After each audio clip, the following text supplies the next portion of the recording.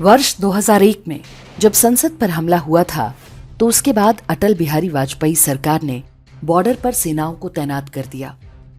जम्मू कश्मीर से लेकर गुजरात तक सीमाओं पर भारतीय सेना इस तरह खड़ी हुई कि आदेश मिलते ही हमला कर सकें।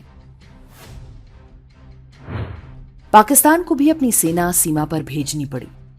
दोनों सेनाएं काफी समय तक आमने सामने खड़ी रहीं। दिसंबर से मार्च आते आते बिना युद्ध के ही पाकिस्तानी सेना की सांस फूल गई। उसके पास इतनी शक्ति और संसाधन ही नहीं था कि वो अधिक दिन युद्ध के मोर्चे पर खड़ी रह सके। एक भी गोली नहीं चली, लेकिन पाकिस्तान के पसीने छूट गए। युद्ध तो दूर, उसकी तैयारी भर में जो अतिरिक्त खर्च होता है उसी ने पाकिस्तान को कंगाल कर दिया। लेकिन तभी भारत में पाकिस्तान का इकोसिस्टम सक्रिय हो गया। मीडिया में ऐसी रिपोर्ट्स छपने लगीं कि थार के मरुस्थल में 51 डिग्री तापमान है। भारतीय सैनिक गर्मी से परेशान हैं। किसी भारतीय सैनिक के साथ कोई दुर्घटना हो जाए तो उसे खूब बढ़ा चढ़ा कर छापा जाता। बताया जाने लगा कि जवानों का मनोबल टूट रहा है। Times of India, India today, NDTV जैसे मीडिया समूह ने खूब नौटंकी की।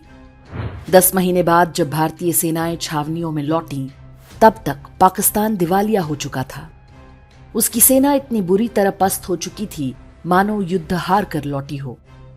लेकिन मीडिया ने इस बात को बिल्कुल भी प्रमुखता नहीं दी। उल्टा वाजपेयी सरकार पर ताने मारे गए कि जब युद्ध लड़ना ही नहीं था तो सेना क्यों भेजी। भारत की स्थिति आज उन दिनों की तुलना में बहुत मजबूत है। पाकिस्तान भारत से लड़ने आया तो पीछे से बलूचिस्तान और तालिबान वाले तैयार बैठे हैं। चीन अमेरिका के साथ टैरिफ वॉर में व्यस्त है।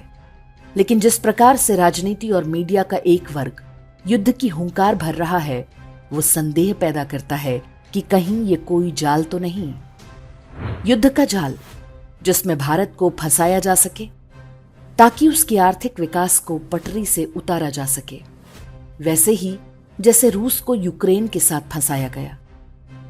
रूस जैसी महाशक्ति आज अपने सारे संसाधन यूक्रेन जैसे फटीचर देश पर बर्बाद कर रहा है। भारत एक आर्थिक और वैश्विक महाशक्ति के रूप में उभरे न अमेरिका चाहता है, न यूरोप, न चीन और न ही भारत के अंदर बैठे उनके एजेंट। वे चाहते हैं कि सीमा पर युद्ध हो और देश के अंदर गृह युद्ध हो। कुछ दिन पहले इसी तरह से बांग्लादेश में हिंदुओं की हत्या करके भारत को हमले के लिए उकसाया जा रहा था। मणिपुर को महीनों तक जलाया गया। उससे पहले सीएए और किसान आंदोलन की आड़ में गृहयुद्ध भड़काने के प्रयास हुए। यदि हम सोचते हैं कि राहुल गांधी केवल छुट्टी मनाने और आराम करने अमेरिका गए थे, तो ये हमारी भूल है।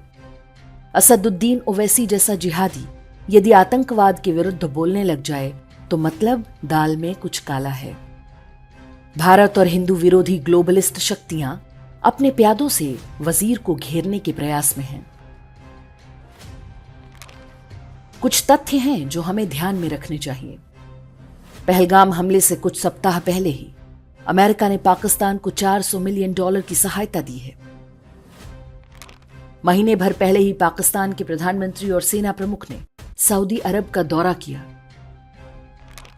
कुछ सप्ताह पहले ही हमास के आतंकवादी पीओके आए थे और वहां पाकिस्तानी एजेंसियों के लोगों से मिले थे। एक सप्ताह पहले ही पाकिस्तान का सेना प्रमुख असीम मुनीर हिंदुओं और प्रधानमंत्री मोदी के विरुद्ध जहर उगल रहा था। इन बातों का यह अर्थ बिल्कुल नहीं कि पाकिस्तान या बांग्लादेश को उनके दुस्साहस के लिए दंडित न किया जाए। युद्ध तो अवश्यंभावी है, किंतु कोई भी युद्ध अपनी शर्तों और अपनी सुविधा से होना चाहिए। युद्ध एक निश्चित परिणामों के लिए लड़े जाने चाहिए, न कि अपने आक्रोश को शांत करने या जनभावना को संतुष्ट करने के लिए। पाकिस्तान, बांग्लादेश या किसी भी बाहरी शत्रु के साथ क्या करना है, ये सरकार और सेना पर छोड़ दें। वे आज हमला करें, 6 महीने बाद करें या ना करें, सरकार के पास 100 तरीके हैं। सिंधु का पानी रोकना तो उनमें से केवल एक है। हमारे लिए केवल इतना पर्याप्त है कि हम अपने गली मोहल्ले, कॉलोनी, सोसाइटी के आसपास बसे आधे मोर्चे के शत्रुओं पर कड़ी नजर रखें। उन राजनीतिक दलों पर भी नजर रखें जो वोट बैंक के लिए नीचता की सारी सीमाएं लांघ सकते हैं। चैनलों, अखबारों से लेकर यूट्यूबरों तक की एक बड़ी लश्कर उनके पास है। कुछ भाड़े के विदूषक भी इसी बहाने पब्लिसिटी लूटने में लगे हैं। उन सब की पहचान करें। जितना संभव हो उनका सामाजिक बहिष्कार करें। सेना केवल सरहद का युद्ध जीत सकती है। देश के अंदर की रखवाली हमें और आपको ही करनी होगी।